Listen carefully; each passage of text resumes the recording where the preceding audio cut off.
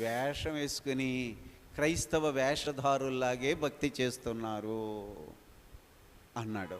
అంటే రోజు రోజు ఇంకా ఈ వేషం వేసుకుని అంతరంగ పురుషుడు రోజు రోజు పతనము అయిపోతున్నాడు. పై పురుషుడు లేకపోతే ఈ శరీరము, ఈ శరీర వ్యవస్థ అభివృద్ధి పొందుతున్నట్టుగా కనబడుతున్నదేమో కానీ అంతరంగ పురుషుడు దినదినమును పతనమైపోతున్నాడు, భ్రష్టత్వంలోకి వెళ్ళిపోయాడు. కాబట్టి దేవుడు పిలుస్తున్న పిలుపు, భ్రష్టులైన పిల్లలారా తిరిగి రండి, టైం అయిపోతుంది, నీకు ఇచ్చినటువంటి ఆయుష్కాలం అయిపోతుంది, ప్రభు త్వరగా రాబోతున్నాడు.